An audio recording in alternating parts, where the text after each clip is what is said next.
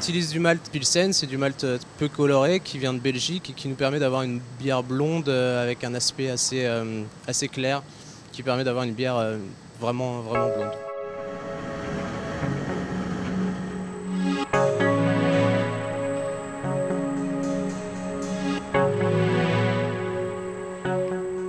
Le savoir-faire d'un brasseur, c'est justement de bien suivre les étapes en fonction de la recette qui a été établie.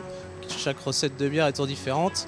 En fonction du malt qui est utilisé, il faut savoir garder certains paramètres bien constants comme la densité, donc, qui dépend de ce qu'on va mettre en malt dans la bière en fait, au final, le renversement. Et après à l'ébullition, savoir à quel moment on va rajouter le houblon, toutes ces choses-là sont assez complexes et il faut savoir les gérer.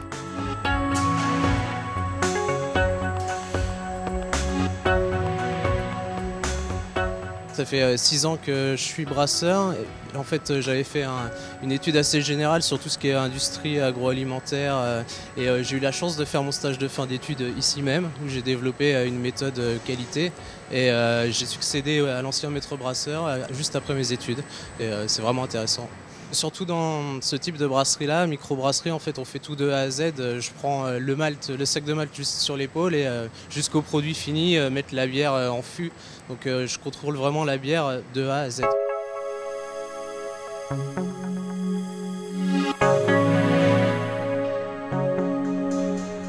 C'est une bière très vieille en fait, qui existe au Havre depuis 1596. C'était une très grosse brasserie à l'époque sur le Havre. La bière partait carrément sur les paquebots, sur le France notamment, en direction des États-Unis.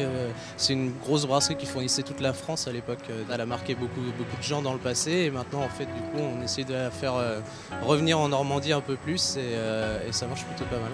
C'est vrai que ça se développe de plus en plus les petites brasseries et c'est pas plus mal, ça fait des petites bières artisanales un petit peu partout, c'est sympa.